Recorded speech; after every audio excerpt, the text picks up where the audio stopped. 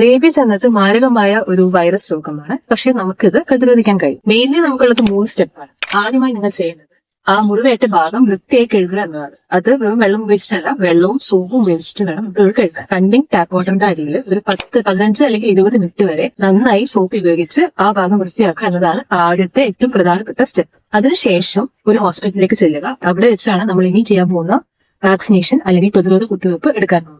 നമുക്ക് 2 തരത്തിലുള്ള ഇഞ്ചക്ഷൻ ആണ് വരുന്നത്. ആദ്യത്തേത് പ്രതിരോധ കുത്തിവയ്പ്പ് അഥവാ റാബീസ് വാക്സിൻ ആണ് വരുന്നത്. ഇത് നമുക്ക് മെയിൻലി വരുന്നത് 4 ഡോസ് ആയിട്ടാണ്. 0, 3, 7, 20.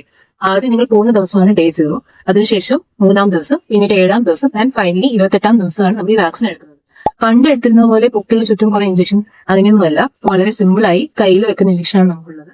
4 ഡോസും കംപ്ലീറ്റ് ആയി എടുക്കുക എന്നത് വളരെ പ്രധാനമാണ്. പിന്നീട് വരുന്ന ഇഞ്ചക്ഷൻ എന്ന് പറയുന്നത് റേബീസ് ഇമ്മ്യൂണോഗ്ലോബുലിൻ ആണ്. അത് എല്ലാവർക്കും ആവശ്യമില്ല. അത് മുറിവിന്റെ സിവിയറിറ്റി അനുസരിച്ച് നിങ്ങൾ ഏത് കാറ്റഗറിയിലാണ് വരുന്നത് അതനുസരിച്ച് നിങ്ങൾക്ക് ഇമ്മ്യൂണോഗ്ലോബുലിൻ വേണോ വേണ്ടയോ എന്നത് ഡോക്ടർ തീരുമാനിക്കും. ഈ വാക്സിനേഷനും ഇമ്മ്യൂണോഗ്ലോബുലിനും പിന്നെ ആദ്യം പറഞ്ഞ മുറിവ് വൃത്തിയായി സോപ്പും വെള്ളം ഉപയോഗിച്ച് കഴുകുക. ഇത് മൂന്നുമാണ് ഈ റേബീസ് അല്ലെങ്കിൽ പേവിഷബാധ വരാതിരിക്കാനുള്ള ഏറ്റവും പ്രധാനപ്പെട്ട സ്റ്റെപ്സ്.